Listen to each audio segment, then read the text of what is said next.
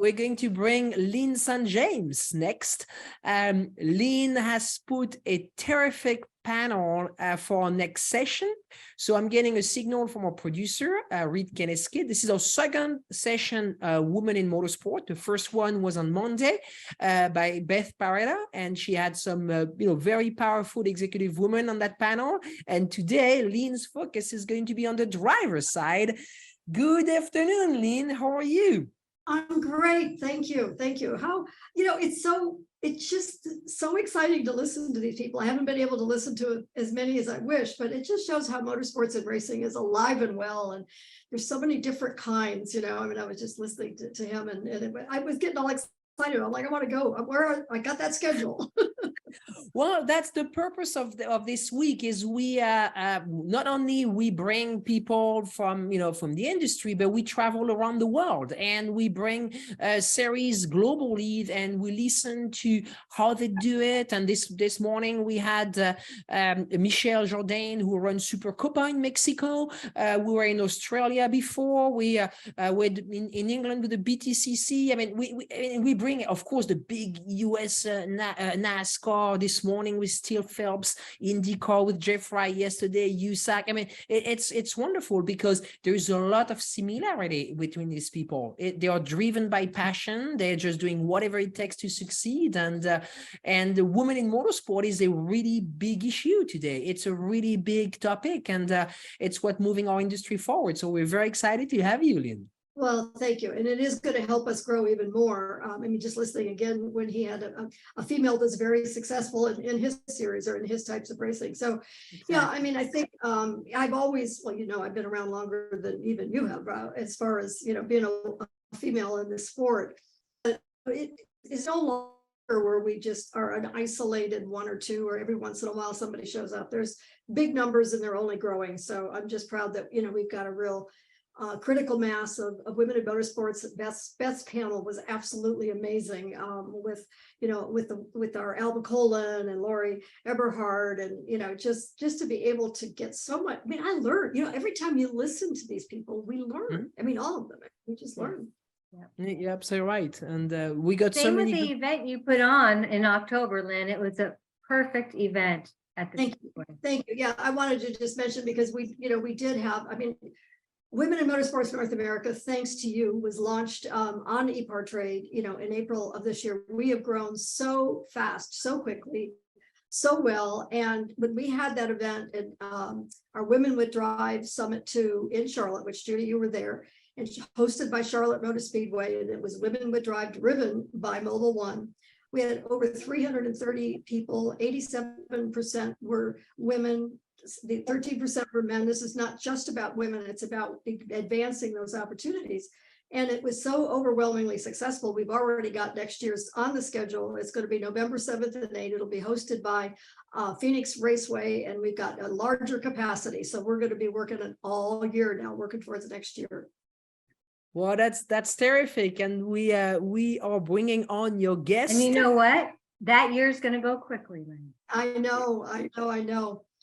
Well, as I mentioned, we are really within Women in Motorsports. We're about all disciplines, but my heart, my passion is about the drivers. I just always want to say, hey, we've got to remember our drivers are our ambassadors. They are the core of how we can tell the story about women in motorsports. And I am incredibly excited about the three that we have on our panel tonight or this evening.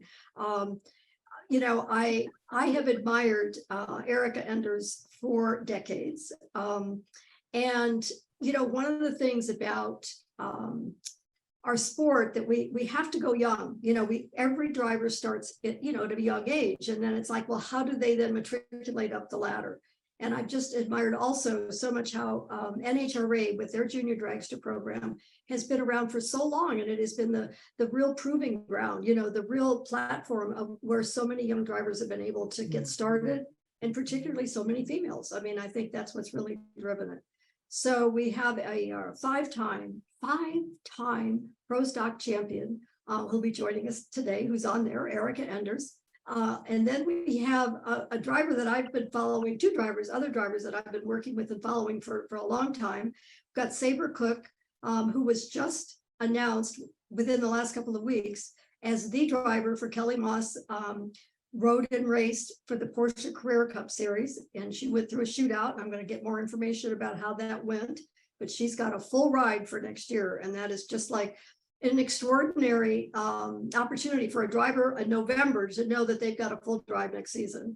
And another driver who has a full ride next season is Hannah Grisham, and she went through a shootout with Heart of Racing with their Aston Martin GT4 program, and she was selected along with another driver whose name I don't think I'll be able to say very well, Rihanna O'Meara Hunt out of New Zealand. So two drivers will be able to campaign for the Heart of Racing in Aston Martin and GT4. So thank you for giving us this platform.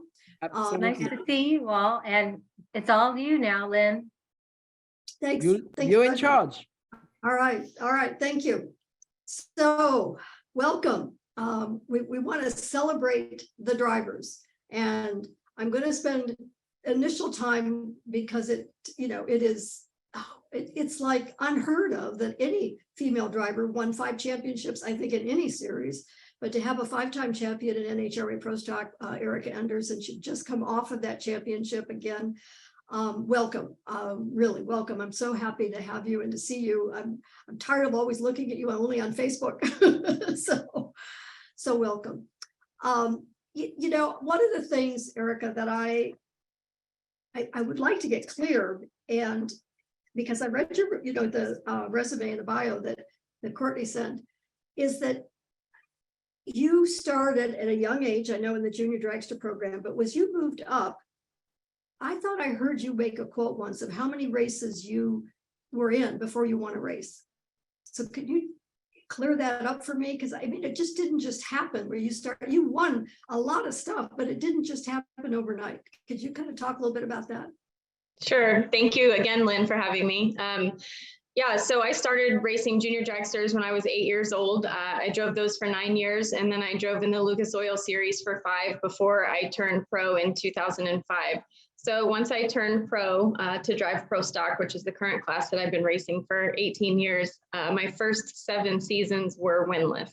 So we were out there. That's what I thought I heard you say. Yeah, I think I want to stop on that really, because and particularly for these 2 drivers that are also on this, but for all the drivers out there, I mean, for you to go 7 seasons winless, that the stick-to-itiveness, the commitment, the disappointment year after year, I just, can you relive that a little bit, or kind of how did you just hang in there? Well, it was a dream of mine to compete at a professional level, and the sacrifices that you have to make personally and professionally to get to the top, and it definitely was a challenge. You have those days where you want to beat your head on your desk and cry, and aside from just the time-consuming effort of going to these races, but on the business side of it, finding the sponsorship and raising the money and paying your employees and having 18-wheelers go up and down the roads and having all these hotel rooms and diesel bills and all of the things that go on behind the scenes that you don't see on camera. I think that was the true challenge, was keeping the partnerships together and finding the money. And, and there never was that lack of want or belief that we could actually get there, but there were definitely those trying times and days that you wanted to quit. And, I have a college education. So there were those times where I thought, what, I have a degree, I can go make way more money doing something else, but will I truly love it? So I just stuck to it. And I don't know if I'm just too silly to quit, but I didn't want to, and I couldn't. So I kept going. And, in 2011, I joined back up with Victor Cagnazzi, who you met in Indy one year, and we raced together, and I had 6 event wins with him in 2012 and 2013. 12 was my first win, obviously, and the real winning didn't start until I joined Elite Motorsports in 2014. So just I know that's a long answer to your question, but just a long time coming, but you got to dig deep, and you got to dream, and you got to believe, and you can't quit. You can't ever quit. Well, and I want everybody to hear that. I mean, that's why I think sometimes when people are on the win, we always hear about the winning, and about the winning, that it just isn't, we forget about those years. I mean, for you, it was years. I mean, it wasn't just a season or, number of races. So I want to move, I'll be back. I want to come back to you, but I want to sort of talk, because, you know, Sabré, I know that you started racing go-karts when you were, I think, 8 years old or so. And I know, Hannah, you started racing go-karts when you were that young as well. And I'm not going to talk about both of your ages now but you've got both of you have an incredible winning record in go-karts and then moving into the other categories. But you've had those long seasons too, where they just haven't, you know, all come together, even though I love it when young drivers, you know, come and ask me advice. And then the thing I want to tell them is you've got to win. You've got to win at the level you're at. And then you've got to try to find out who you're beating, because that is also impressive. So tell me a bit, Sabré, first about your journey of dealing similarly with what Erica was talking about, meaning those seasons or those times when you weren't winning. Yeah, I mean, I started out in karting and I loved it at first, but I actually drove pretty slow and they called me driving Miss Daisy, like jokingly. So, you know, I obviously wasn't winning then, but then a switch got flipped and then I decided to take it much more seriously and then began winning a lot of races. But then once I moved into cars, I kind of jumped into the deep end and I honestly didn't set myself up for success in the ways that I know I could now. And, you know, I didn't win initially and I put myself in pretty impossible situations. So, but I stuck it out and still, you know, pounding the pavement, trying to find those partners, those sponsors to keep things going. And even last season was a really rough season for me after being injured. And it was one of the, you know, it was, I think, one of the least winless seasons I've had. So it was a rough year, but you just have to keep going. And I like that quote from Albert Einstein that says, you know, I'm not smarter than anyone else. I just stay with problems longer. And I think that really applies to racing, is if you just outlast everyone else, you end up being successful in the long run. So then the sweetness of then now where you're at, in other words, those years of, you know, and the struggles and all of that and where you're at. And, you know, it's one thing to stand on the podium and hold a Wally, you know, that as Eric has been able to do so many times, but, you know, now you're on the cusp, I think, of at least having a quality program with a quality team and a full season commitment. So how does that feel? I mean, it feels absolutely amazing to have a full season committed with literally the top team in the series is something I've never had before in my car racing career. So I'm extremely excited to get started with Kelly Moss. They definitely know what they're doing. They have all the tools to be successful. And I'm really excited to learn from all of the team. Victoria and Andy have been incredible supporters, and I'm so excited for next season to start. Yeah, well, we all are. So good. Hannah, similarly, lots of wins, lots of championships in karting, and then, you know, lots of little hills and valleys, probably more valleys than hills. And yet, you know, you've also stuck to it.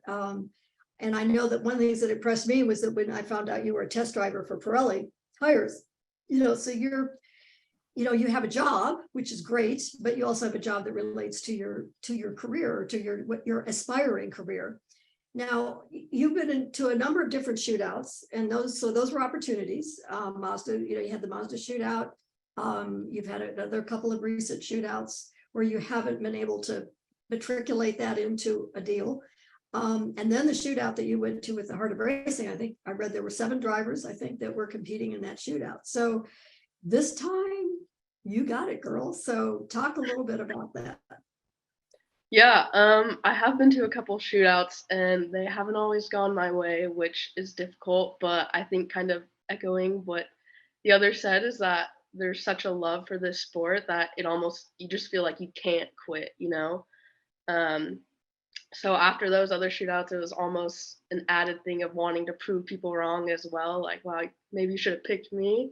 But yeah, I think you can't give up in this sport. You have to have such a thick skin. And I think you just learn to keep going, keep pushing, and break down those walls, and eventually something will happen. So. And keep your confidence up while you're doing all of that, which is hard to do sometimes. Yeah. It is hard. So something else I want, Erica, I'm going to go back to you.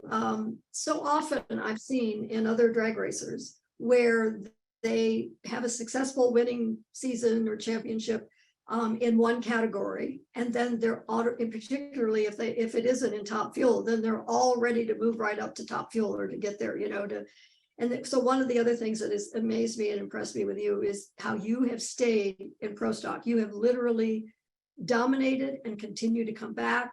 I mean, I know there's a couple of guys that we know that have done a similar thing, but so give me some insight as to why you have decided to just be committed to pro stock like that. I just love pro stock. It's a driver's class. Aside from any other professional category, we're the only class with a clutch and a manual transmission. So I feel like more of the weight is on the driver's shoulders, and it's a challenging car to drive. While top fuel and funny car may be faster elapsed time and speed wise, pro stock is more challenging behind the wheel, in my opinion. So I love that aspect of it. I like that it's up to me when they shut the door, and it's not just a tuner's race. And, I've had opportunities to drive dragsters and funny cars. And while I would probably jump to try it, I just, that's not where my heart's at. I want to race pro stock. So we'll stick to where we're at. I don't feel like top fuel would be like an upward movement, although it's the fastest and the quickest. It's just one of the 4 professional categories. So I love pro stock. I love the challenge of it again. And I've been the only girl for the last 18 years. So it's pretty awesome that we've been able to post up on the top spot. I liked about it's follow your heart, and one of the things, and the reason I want to kind of explore this a little bit is that there are different categories within NHRA, within drag racing, like we just talked about pro stock, and then you've got top fuel and you've got funny cars. In road racing and other forms of racing, there's open wheel, there's closed wheel, there's oval track, there's these different types of racing. I often tell drivers, there's something will happen inside you that you like something better than the other. In other words, there's a sweet spot that you feel. And I'm almost trying, I don't want to put words in your mouth, but I'm trying to get more people to understand, more drivers, and particularly women drivers. Once you raced a particular type or a particular car, and that's it, you know what I mean? Stay there and don't be so quick to jump into something else. I just feel like I'm trying to give advice right now to Sabré, you're in that Porsche Carrera Cup next year, and I hope you'll feel that sweet spot. You know what I mean? I hope you're going to feel like you've had open wheel, you've had karting, you've had different types of it, that if that's it, that's, stay the course. Don't be so worried or in a hurry to go somewhere else and all that. So, that to me is so important. I mean, we get caught up into a sponsor wants us to do that, or, somebody teases us into doing this, and you've stayed that course, and it's because that's what you love, right? I do. I love it. And I feel like to be really, really great at something, you have to give it your all, and you have to give it your all for more than just a short period of time. I know mine might be a little in excess with 18 years behind the wheel of a pro stock car, but that's how much I love it. And I've made a home here at Elite Motorsports, and my guys are like family, and I've been really blessed to have the same partners for the last 9 years that I've been here, and they're continuing on into 2023 and beyond, and we're adding more. So it's just one of those deals where what we have works, and we're dominating and doing really well at it, but it's because the people that surround us, it's because of my team, it's because of our partners. And again, to be great at something, you have to go after it. Again and again and again. And again. Yeah. I listened to your championship speech a couple of weeks ago. I'm going to recommend every driver watch that. When you presented your genuine appreciation so well. You didn't. I thank my sponsors, and then you list a couple of sponsor names. I thank my team, and you list, which is what most of us end up doing because you're nervous, and of course now I think teleprompters and all of that, I guess. But you named in person every individual. I mean, and it still was only 8 minutes long, so it wasn't like you stood up there for 30 minutes. But I just thought it was such a genuine appreciation and acknowledgement, and nobody was generalized. I mean, it was individual names, sometimes both first and last. that speaks volumes. So tell me about, have you always done that? I mean, this is the first time I've actually watched your championship, presentation. So. Well, thank you for watching. And yeah, it's hard to sum everything up because you don't want to get lost in it and have people lose interest in what you're saying. And you don't want to make it too long where people want to get up and get another cocktail. So I tried to pound everything into this short period of time, but I know how important it is to people because I know what I feel like and the sacrifices that I've made to get here. And these men have done the exact same thing for me. And they don't get the spotlight that I get being a driver. And I want to give credit where credit's due because I wouldn't be where I'm at without these people. And even if it's just a name mention, it means the world to them. But if you forget them, it's something that they'll remember forever. So I spent a lot of time. We were fortunate enough to clinch in Vegas, which is the race before the final event of the year. So I had about a week or so to prepare, and on all the plane flights and car rides, I just kind of kept notes in my phone and wanted to make sure that I touched on everyone. But these guys mean the world to me. I spend more time with them than I do my own family, and they make the same sacrifices that I have made along the way, and including marriages and homes and time away from kids and all of those things that it takes to be on top. So I just wanted to make sure that it was a heartfelt thank you, and they felt it from the bottom of my heart, and that was my goal. So I'm glad that it came across that way, Lynn. Thank you. They came across. So I mean, guys, I'm sure you could go back and watch it, because when you win the championship, that's what you want to do, in my opinion. Do it your own way, your own style. So thank you. So yeah, seriously. So Sabré, I know I met you actually through your dad, and I know that you've and actually Erica mentioned, and I want to go maybe back to that because I didn't know she went to college, but you took that whole route of that engineering education, which of course has paid well. I mean, paid off. I don't know how to say paid well, but has paid off in advancing your career beyond just racing, but also as a driver. So talk a little bit about how you had to manage that and how you made that decision to do that.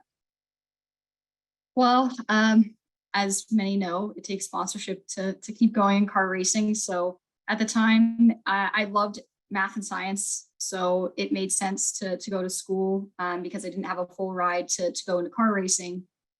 So I did go to school, did my undergraduate in mechanical engineering at the Colorado School of Mines, and then somehow managed to do it while still racing, very much thanks to amazing friends and family for their support. And I don't think I've ever had such little sleep in like 4.5 years ever in my life. So I feel like I'm well prepared to be a parent, I hope, but it's been an awesome journey. I get to see different things that I feel like other drivers don't. And it allowed me to go live in the UK and work in F1. And now this year work with Beth with Beretta Autosports. So I've just gotten to see a lot of amazing things that isn't just in the driver's seat. And I know I need to stay focused on my driving because I can go be an engineer until I'm 80 years old. But it has been nice to experience a different side of things sometimes.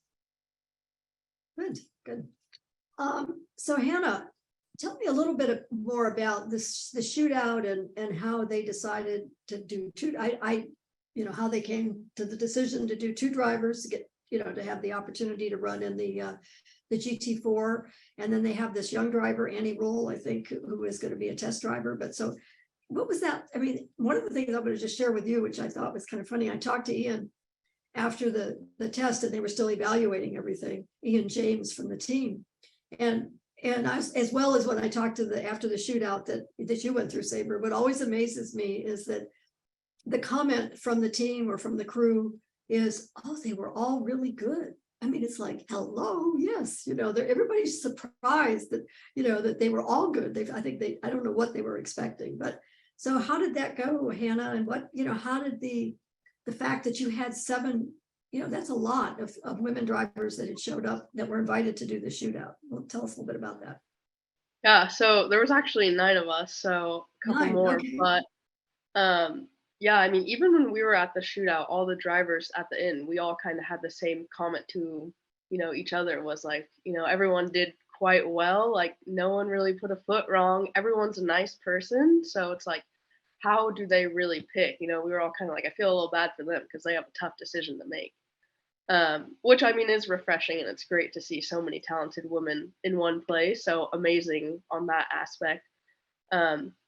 But yeah, originally they were supposed to only go with one person, but I think after they kind of saw everyone and saw the talent that they had there, they decided to first of all pair me and Rihanna up for GT4 America next year.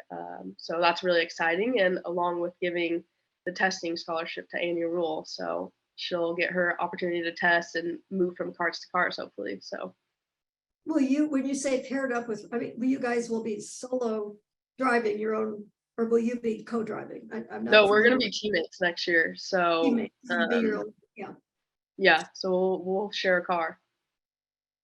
Oh, you're gonna share a car. Yeah, we'll Are do those it's long their distance? I they're don't like think, are they long distance races?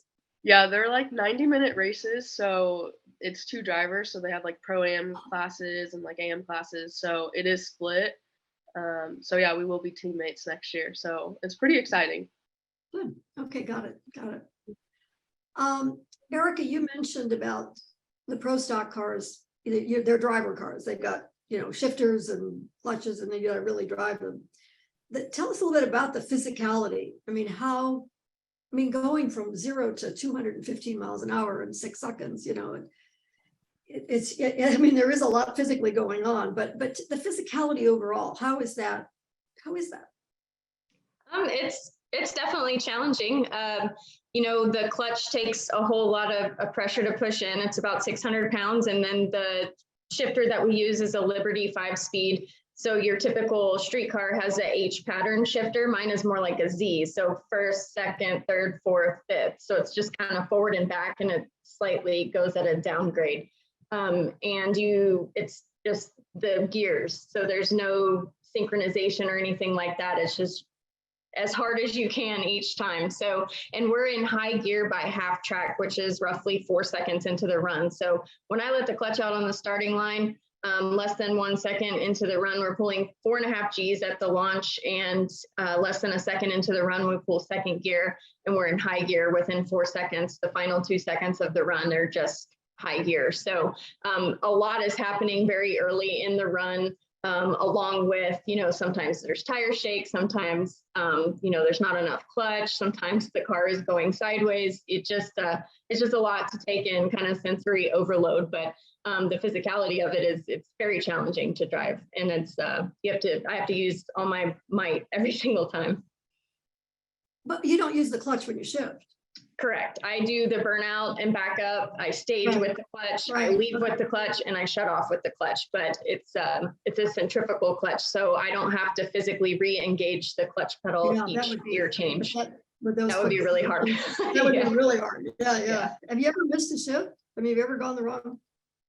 No, I mean, yes and no. I mean, there have been times when the RP, like the tires are spinning, or there's not enough clutch, and you don't necessarily listen to your instruments 100% of the time when you've been in the car that long. Like you can hear when there's not enough clutch, where your shift light comes on immediately, you know it's not time to shift, so you hold on, but you can't hold on long enough to where it goes on the chip, because then the G meter will drop. You kind of like face hits the steering wheel, and all forward momentum stops. So you kind of, it's very precise and crazy. But yes, I mean, I've missed shifts before, but not going like from first to third or something like that. It would just be like where it goes onto the rev limiter, or you pull it too early. I gotcha. You are known, I've listened when I watch those races, you are known for that reaction time. You usually get them every time in the reaction time. And I've heard this, that women have better reaction time. I remember I went to Frank Hawley's school, because I've actually thought about going drag racing once. And he was, oh yeah, women have, you know, quicker reaction times. And I'm like, I hate it when they make categories and all that, but that is what one of your strengths, what you're known for. So do you practice that in between races? I mean, is that something that you work on, or are you just naturally where you've got a great reaction time? Well, I've heard that too, and I've been to Frank's school quite a bit as well. So maybe that's where I heard it from, that we have faster reaction times. But I think a lot of it has to do with seat time and visualization, and on-track testing, as all you ladies know, is pretty expensive. So we have simulators and whatnot, but I don't feel like that's super accurate depiction of what goes on in the race car, because when you stage a pro stock car and you're all the way in on the clutch and you're all the way in on the throttle, we have what's called a two-step that holds the engine RPM at a predetermined RPM, roughly 7,000 usually. So when you have the throttle decked and you're in on the clutch is pushing back on your foot with all of the counterweight. So you're having to try to shove it through the firewall as it's trying to kick back at you. So you don't want to have too light of pressure, and all of that goes into reaction time. But honest answer to the question, I drive for a team now that we have 7 cars, and a lot of the drivers that race here have like real jobs too, and this is my job, so I get to test their cars a lot. Like I'm the volunteer test dummy, because I want all the seat time that I can get. So I feel like that plays a big role in why I'm able to do pretty decent on the starting line. I am the human element, and I do screw up from time to time, but I definitely pride myself on my driving. But any chance I get to drive anything, I'm behind the wheel, and I think that really helps. Very rare that I've heard the commentators talk about when you've actually screwed up. I got to work with Melanie Troxel, who came to our driver development program, and we in our driver development program, we do road racing, we do oval track racing, we do open wheel racing, we do go-kart. I mean, they do, everybody does it all. And I watched her car control when we were on the road course, and I said, girl, if I'd known you have that kind of car control, you should be coming over and going road racing. And then I've watched when your cars get out of control, I mean, you got to drive that sucker down there to keep it from upside down or hitting the wall and all that. And I just never thought about that. I was just you go straight and it either goes or it doesn't go. So your car control skills are really very optimum. I mean, so have you, I'm sure you have, where you've had to collect the car and what do they call it? There's a word that they call it when you've got to throttle down you throttle down the line. I don't know. Oh, like pedal it to get it down? Pedal it, that's it, when you have to pedal it, yes. Yeah. So when the tire gets out of control, sometimes you have to let off the gas to gather it back up and then get back in it. It's obviously not the best situation to be in, because if the other guy's on a decent run, that you have probably 0 chance of winning. But if they're in the same situation that you are, they call that a pedal fest, and you and the other competitor are pedaling to try to get down the racetrack.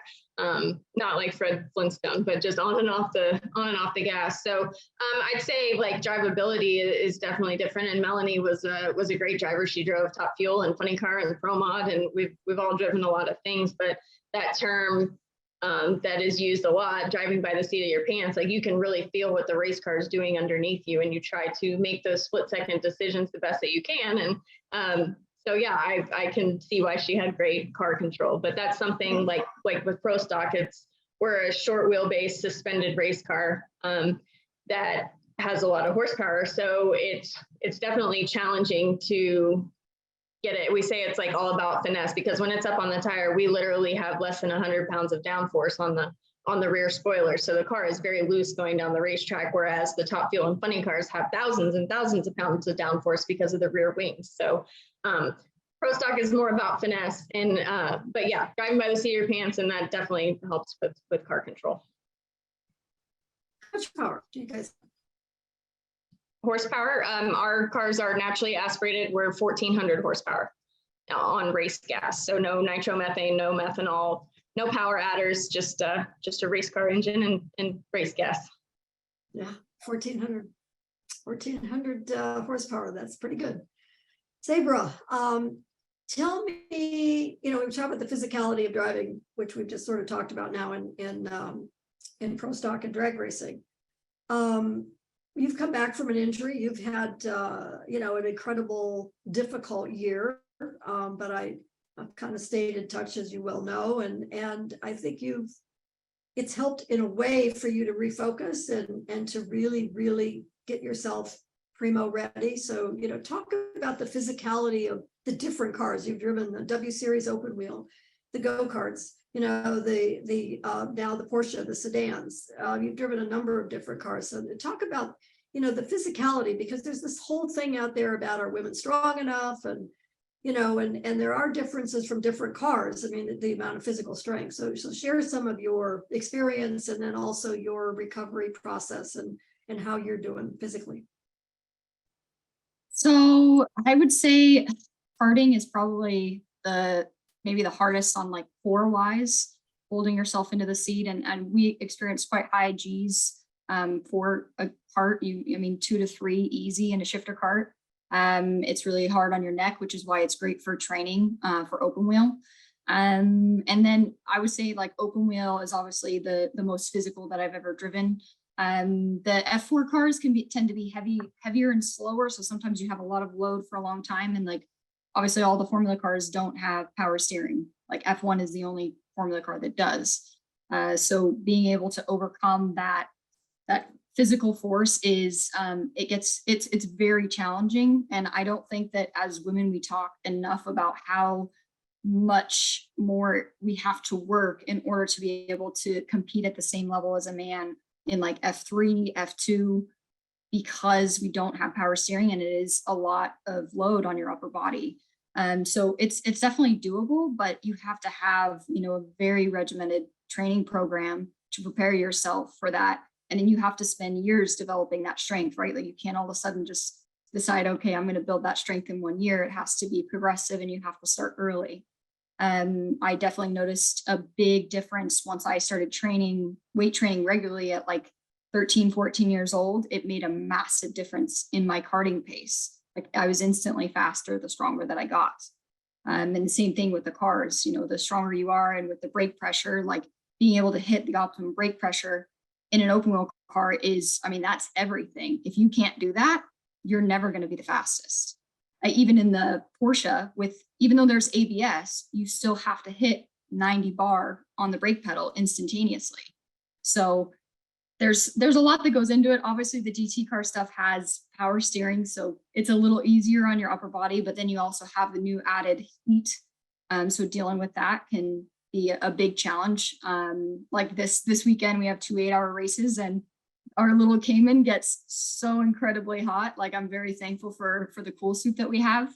But yeah, they're just difficult in different ways. But definitely, as long as you have a good training program, like I go to Pit Fit, and they have been, instrumental in preparing me coming out of rehab, getting me ready to go back into a race car. And yes, I did get injured, and it was a long road, unfortunately. But now, I've been cleared medically to race again, and I actually feel like I'm back and I'm stronger now than before I got injured in some ways. And I've learned so many things about, protecting yourself more against injury, and learning about recovery, and learning ways where I can just train better and train smarter because I had to go through this. So in a lot of ways, it was a blessing in disguise, and it set me up for more success in the future. I'm glad these are being taped, because I really want other race car drivers to hear this stuff. This is like a racing, not just racing 101. This is celebrate drivers. This is the best drivers out there.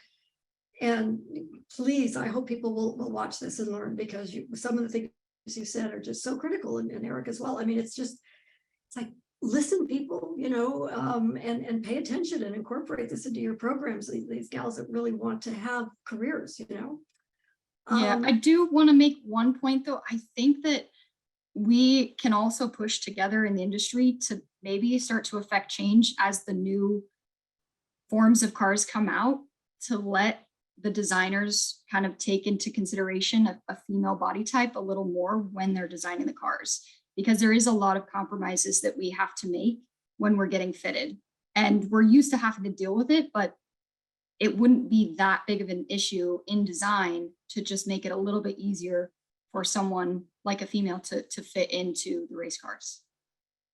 Well, I'm on the FIA Women in Motorsports Commission, and literally we had a call last Friday, and that came up. And so there's a lot of voices that are at least putting the voice out there. I don't know if the engineers and the designers are going to take it into consideration, but you know, we've got to push. And so hearing that again and again is going to help a lot. Yep. Hannah, so when is your first race? So the first race is the end of March, the last weekend of March at Sonoma Raceway. Oh, okay. And how many races are on the schedule? There's 7 on the schedule. And is it one race per weekend or? So you have 2 races a weekend actually. So Okay. you get 2 opportunities. And the name of the series is SRO Americas, is that correct? Yeah, it's SRO, and then we're in the GT4 America Series. Okay, because there's, you know, so many different series out there that Yeah. it's kind of hard to kind of, you know, to keep up on all of that. I'm trying to think what else I was going to talk to you about. All of a sudden it went right out of my head.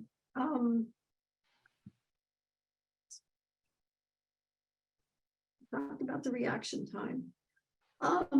I don't necessarily want to, you don't have to answer this, Erica, if you're not ready to answer it, but I think you have plans for 2023. Do you have a new sponsor, or do you have something that you want to share?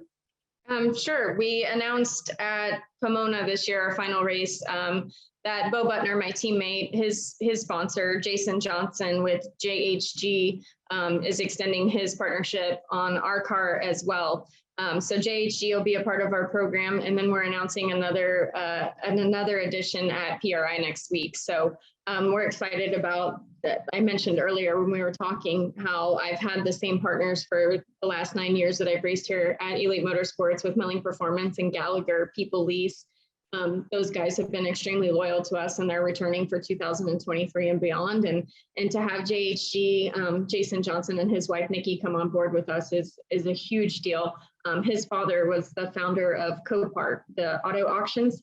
So he comes from a great family that has a love for cars, and his collection of cars is very broad and huge. It's you know, from supercars to your factory hot rod stuff to 69 Camaros and all of the cool old school hot rods. He has an unbelievable collection and just a true love for the sport. So we're excited to have him and his wife on board next year, in addition to Bo Butner's car. So we're very excited, and coming off of our 5th championship, we know that the sky is the limit. So we're, you know, looking forward to next year. But the pressure is also on because, you know. Oh, for sure. Yeah. The target's on our back again. Yeah. So you live in Houston. Is the team in Houston as well? So the team is based out of Oklahoma. It's about an hour south of Oklahoma City in a small town called Wynnewood. I spend a lot of my time here. I work at the shop, you know, Monday through Friday when I'm not racing, and then be on the road for the weekends or whatnot. But on off weekends, I'm in Houston full time. So I have houses in both cities, and I'm back and forth. But my plan in the future is to live in Houston full time. So Women in Motorsports North America, which I know, Erica, you may not be as familiar with because it just was created this year, which is a not-for-profit to support opportunities, and mentorship is one of our big things. And so I'd like to have all of you sort of talk about your attitude, your role, your time that you're able to devote for mentoring others, because I think that's part of the legacy of what we should be doing, you know, and what we represent is that not only our own successes, but also then to try to mentor others. So I'm going to go back. I know, Sabré, you do some coaching, but what about, have you done any mentoring with some young female drivers or other drivers? Yeah, I have a few girls in karting that I do coach, and, you know, watch them grow up through the years and tried to channel my best Lyn St. James giving advice. And then I am also work with DP Next Gen Foundation. You know, they've recently launched as well. And then with Shift Up Now, we also do a lot of like giving back, where we do webinars and we kind of give advice to young up and coming girls. So yeah, I try to do it as much as I can. And I always love when young girls come up to you at the track and you can offer some piece of advice or just kind of inspire them to continue to get involved. What about you, Hannah? Yeah, I'm also involved with Shift Up Now, and like Sabré said, we do webinars and whatnot. But yeah, the last 2 years I've been lucky enough to have been on a team with a lot of other female racers, and I think I've truly realized just how helpful it is and how nice it is to have females on your team, because they really understand exactly pretty much any situation you're going through. And it's always great to have those people and to rely on them and go ask them any question or run anything by them. So it's amazing having that network and also trying to kind of pass that on to others who are just starting out in the sport. So you guys kind of mentor each other then, really, is trying to help everybody, everybody gets better if they help each other. For sure. We always are feeding off of each other and asking each other for advice and questions all the time. Guys don't tend to do that.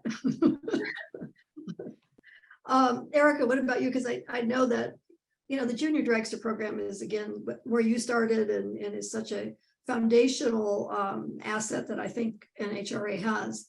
Are you able to have any time or go and see what's, because I think I've heard that there's like almost 50% of the junior dragsters are often females. Yes, that is a fact. Over 50% of the participants in the Junior Drag Racing League are females, which is really neat because when I first started, I know I'm much older than you two girls, but when I first started, I was 8 years old and I was the only girl. My sister's 3 years younger than I am, and she started as soon as she turned 8 as well. But back then we were the only girls that raced at Houston. And as we got better and were able to race across the country, we were able to meet other females that were getting involved, and that was really neat. But moving on to now, like, they allow the junior drag racers to make exhibition passes at each national event that we go to across the country. So time permitting, obviously, the junior racers, they'll come to the pit and ask, will you come up there and stage me, in front of all these people? And they're so excited to be able to race at a national event track, and the grandstands are packed with people. So at each national event, I go down there and definitely watch the junior dragster racers run. And as far as pro stock goes, we do a lot of driver development stuff here at Elite, and we have people that come and get their license with us. And through the last few years here, I've taught a number of drivers. None of them have been females. I'm the only one, but it's really neat to be able to coach these people that are coming in. A lot of them have previous race car driving experience, and a handful of them have never even driven a clutch car, which is crazy. So different entry levels coming in, but I feel like as a veteran, my job is to make their learning curve shorter than mine was and easier than mine was, and maybe not having people that are trying to make it hard or make you fail. I want my job to be to make their experience great, because I don't want them to go home and feel like crying and people were ugly to them. So I feel like as a racer, like you guys were talking about, just make it better. Make it a better experience. And I definitely hope to see more female drivers in pro stock in the future, and will do my fair share to help if I can. Well, I mean, that's what racing's always about, right? Is making it better, making it faster, and making it better. And that's, I think, something that we have to get back in doing that. And that's one of the ways, one of the ways we can. And one of the, it's a hard sport. That's one, as much as I feel like we want to encourage more, more females and more people to get into it. At the same time, it isn't for everybody, because it's hard. Not everybody's willing to work that hard, has that much passion, and so some of them are going to fall off to the wayside because they just can't, they just don't have that stick-to-itiveness, so. Sabré, I got a question. I was trying to pay attention here while you guys were talking. Do you feel the W Series is a good step to move up, or does it further create a separation of the sport? I know it's a tough one to probably, you don't have to be so politically correct, but with the new F1 Academy Series and the W Series, there's lots of different opinions, but you've lived it anyway, closer to it than most. So how do you really kind of feel about that? I think, being a part of the W Series was an amazing opportunity. It gave you completely free seasons in an F3 car on amazing tracks in front of a great audience. It builds your brand. It does get more exposure out there. There's more girls that you can visibly see, that other young girls can see and be like, oh, maybe I can do that. But I also think that it's not the only solution. The main problem is funding in women's in sports, not just motorsports, but women in sports in general. That is the big barrier. And it's a great opportunity. Like if you get to race, that's awesome. Like any racer is never going to turn down to be able to drive a race car. But the key problem that we really need everyone's help to kind of push along is we have to get more corporate sponsorships to be behind women just as much as they are men. Because right now it's a scary difference. It's like 99.6% goes to men and 0.4% goes to women. And that's just unreal. True, but you know, I have a point about that, is that people sponsor drivers that they think are going to win.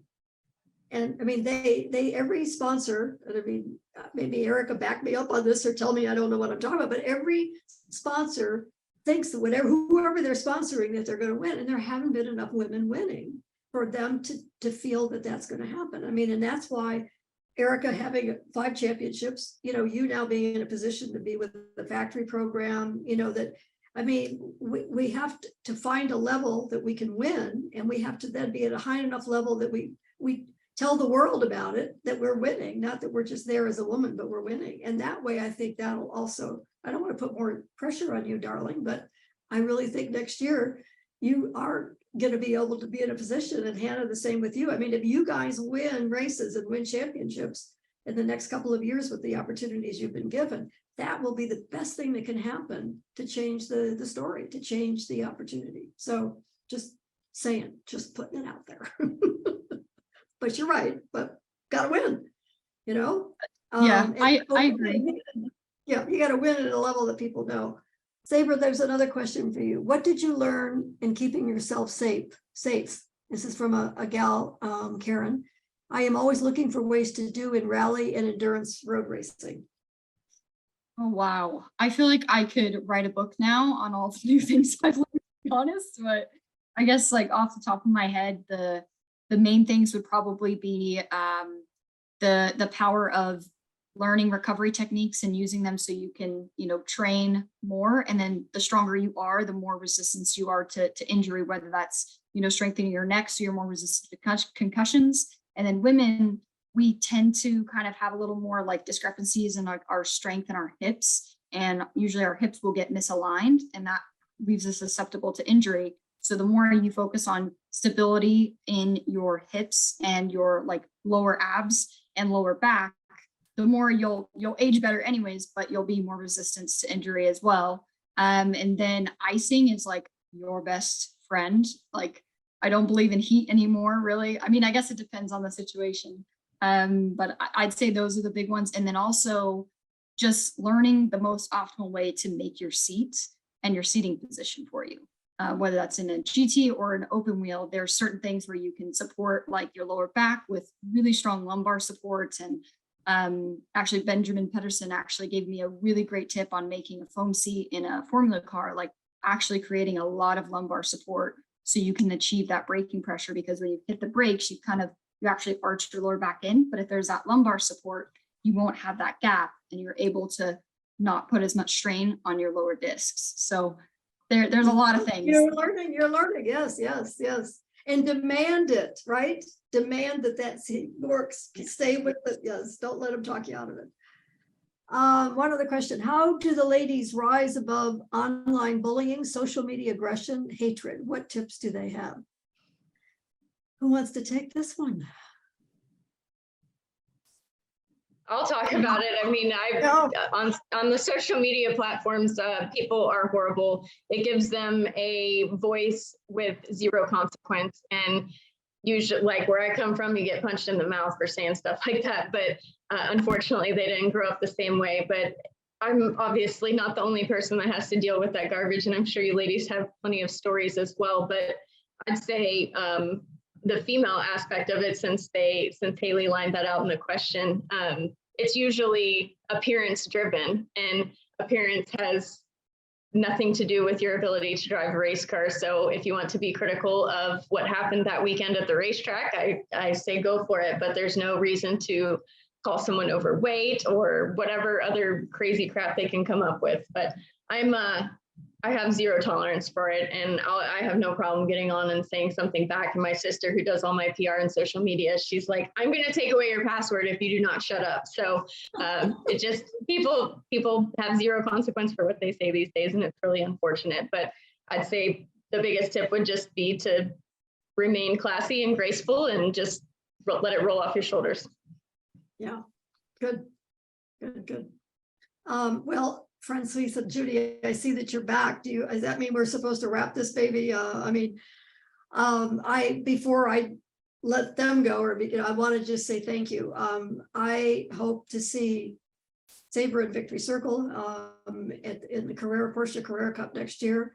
Hannah, the same for you with you and your teammate, and really thank those crews, thank those teams for giving you guys this opportunity to have this shootout. And just never hesitate when you're being interviewed or whatever, and don't just say thank you for the opportunity. I've heard that too many times out of sometimes people's mouths. It's be specific about the fact that you're thanking that team, you know what I mean, for doing it, not just sort of, thanking in general. And Erica, I'm just going to keep following you as thousands of thousands or tens of thousands of people are, but congratulations on your 5 championships. And I know there's more of them coming. I just know, because you've got the bull by the horns now. You've got the commitment. You've always had the commitment, but there is a thing about some momentum, and I can't thank you enough for joining us and for sharing, some of your background and your experiences. And hope that you will continue, because you really set the bar very high in how you handle yourself, not only your wins, but just how you handle yourself as a human being. It's very important, and it's speaking volumes for a lot of other drivers, men or women, of how they should handle themselves. So you're a champ in many ways, besides just getting down that track. Thank you, Lynn. That means a lot to me. And I was telling my sister about the first time I came to Women in the Winner Circle in Indy. I was in high school. I didn't have my street driver's license yet. My mom brought me up there to your event, and just sitting there in awe of Danica Patrick and all the other women that you had there. And what you do for motorsports is absolutely tremendous. And I'm so grateful for your perseverance through all of this, and for having me on tonight. And I'm definitely going to keep my eyes on Hannah and Sabré. I'm excited to see y'all go at it next year, and just enjoy it. Make every moment count, because you never know when it'll disappear, and just keep after it and kick their ass, man. Well, life is good for us, because we love our sport, and we get to do it, right? We get to do it. Heck yeah, we're blessed. Yeah. All right. Thank you. And thank you for giving us this platform again. Especially for EPARTRADE and Judy for doing this. This is, I'm just so excited that we were able to have the drivers to celebrate in an individual category, and not kind of, thrown into all the other women in the sport. And what a great way to end our third day. We started with Steve Phelps, the president of NASCAR, and we end with you guys. And that's brilliant. And in between, we had wonderful sessions. So thank you very much for being with us today. That was tremendous. Erica, we all are big fan. And then Sabré and Anna, we absolutely wish you the best for the 2023 season. And so thank you all very much for being with us today. Registering on EPARTRADE is easy. To start, click on the Join for Free button on the homepage. First, search your company to see if it's already in our database. If you see your company on the list, click on it to select it. Then, choose Claim Company if you are one of the decision makers, an owner, marketing person, or main company contact. Or choose Join Company if you are an employee, and press Continue. If you couldn't find your company in our database, select Register a New Company. On the following page, fill out your name, email, phone number, job title, and choose a secure password. If you chose Register a New Company, you'll need to choose your business type. Select Supplier if you're looking to display products or services and connect with buyers. Choose Racing Business if you're looking to source new parts and connect with suppliers. Choose Race Team if you own or are a member of a professional race team. Then, enter your company name. Please provide a website, Facebook page, or LinkedIn if you have one, and choose to either claim or join the company. You can view and agree to our terms of use here. If you'd like to receive our weekly newsletter, choose Accept. Finally, click Register Now and your registration will be submitted for approval. An email will be sent to your inbox. Please confirm your email address and you will be approved shortly. Welcome to EPARTRADE.